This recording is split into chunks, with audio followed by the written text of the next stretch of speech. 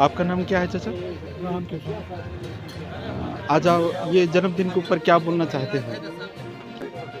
मेरा नाम मकर कुमार खड़ा है। दोनों हमें प्रेरणा मिली, मैं यही अपना जन्मदिन इसी अवसर पर हम गरीबों के को यही साड़ी कम्बल और बच्चों को निःशुल्क कोचिंग पढ़ाता हूँ और कॉपी किताब कलम यही सब देता हूँ, यही सब करता हूँ।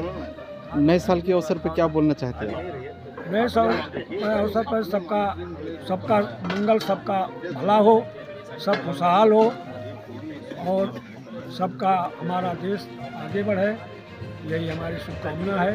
नाम आपका शुभ नाम क्या है चाचा? मेरा नाम बिरदलाल बौद्धाचार्य। तो आज नए साल के इस अवसर पर क्या बोलना चाहते हैं आप? अरे नए साल के अवसर पर सभी का मंगल हो, सभी खुशहाल हो, सभी अपने बच्चों की तरक्की के लिए पढ़ाई लिखाई जरूर करें। नए साल की ये सबको संदेश है। और बाबा साहब के विषय में क्या बोलना चाहते हैं? बाबा साहब तो क्या विषय में बोले, अगर बाबा साहब ना होते तो हम कपड़ा धोते होते, लेकिन अगर बाबा साहब आए तो हमको मास्टर बना दिया और मास्टर बनने के बाद आज बच्चे भी एक उपनिदेशक कृषि के पद पर काम कर रहा है, एक बच्चा वाइस प्रिंसिपल है, बहू अध्यापिका है। ये सब बाबा साहब की देन है।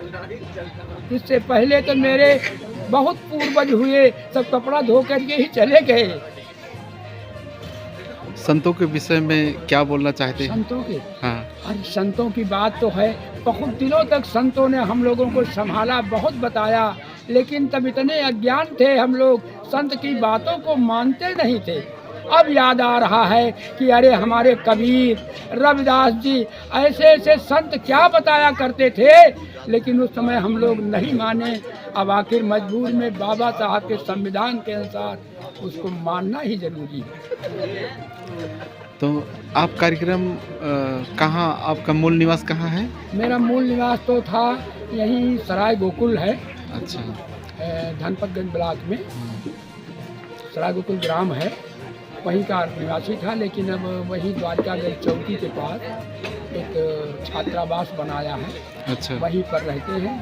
यही केराई के बालक बालिकाएं हमारे छात्रावास में रहते हैं। तो ये कब से उपदेश देने लगे आप? उपदेश के विषय में कुछ बोलें आप। अब मेरा लड़का जो उस समय जिला कृषि अधिकारी था बहराइच में, वहाँ ले गया, वहाँ 4-6 महीना रहा। मेरा वहाँ दिल उठ रहा था, तो मैंने बच्चे से कहा कि ऐसा करो कि हम यहाँ के गरीब बच्चों को जो आप कॉलोनी में रहते हैं, उनके बच्चों को बुला करके यहाँ शिक्षा दें। वहाँ शिक्षा देना शुरू किया।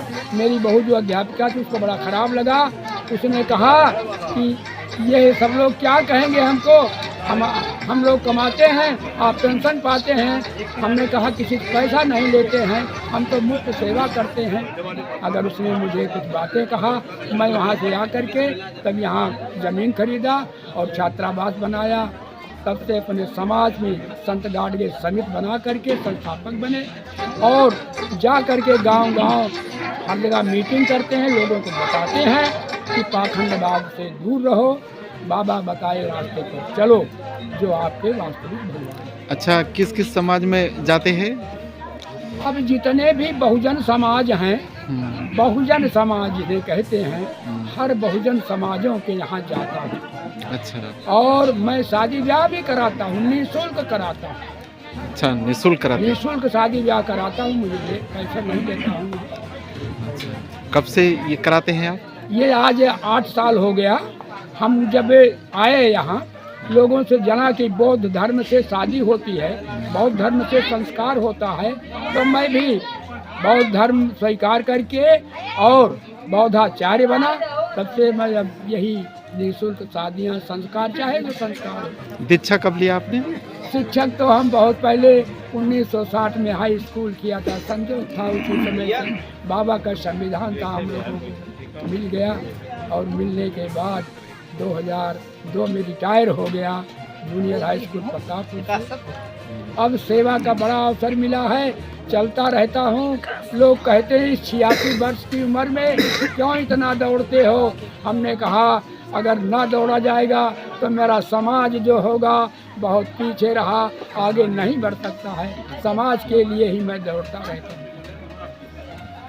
चलिए अच्छा रहा। तो ये कौन सा विद्यालय आप चलाते हैं?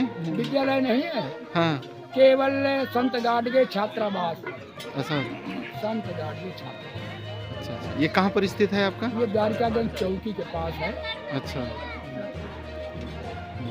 चलिए बहुत मिनट हो गए अच्छा। और अपनी पेंशन से अपना जो है कार्यभार करते हैं, जो कि हम चारों भाइयों को उस पेंशन से कोई लेना देना नहीं रहता। और जो है गरीबों को कंबल कभी वितरण करते हैं, कभी साल वितरण करते हैं, कभी साड़ी। चलिए बहुत बहुत धन्यवाद।